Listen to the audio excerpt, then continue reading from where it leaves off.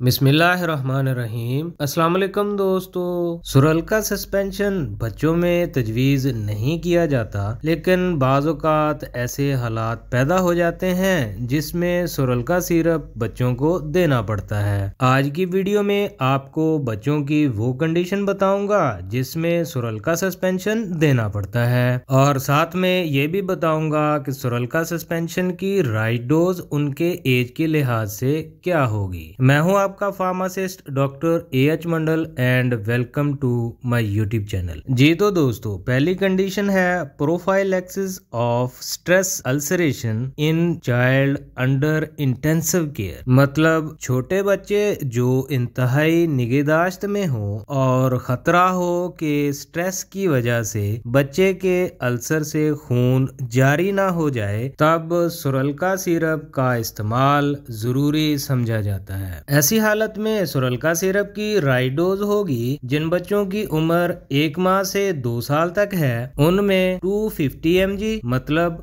1.2 cc हर 6 घंटे बाद, और वो बच्चे जिनकी उम्र 2 से 12 साल तक हो उनमें सुरलका की राइट डोज होगी 500 mg मतलब हाफ टी स्पून हर 6 घंटे बाद, और वो बच्चे जिनकी उम्र 12 से 18 साल तक हो तो उनमें सुरलका की डोज होगी 1 ग्राम मतलब 1 टीस्पून हर 6 घंटे बाद। जी तो दोस्तों, दूसरी कंडीशन जिसमें बच्चों को सुरलका यानी कि सुक्रालफेट सस्पेंशन देना पड़ता है वो है बेनाइन गैस्ट्रिक एंड डुडेनल अल्सरेशन। ये वो हालत है जिसमें अल्सर, मैदा या आंत का जख्म ऐसे होते हैं जैसे मुंह में छाले, यानी कि गोल हो सकते हैं, बैजवी हो सकते हैं, लेकिन ये गहरे होते हैं और शदीद दर्द पैदा करते हैं। इस टाइप के अल्सर में भी सुरलका यानी कि सुक्रालफेट की डोज सेम पहले वाली ही होगी, जैसा कि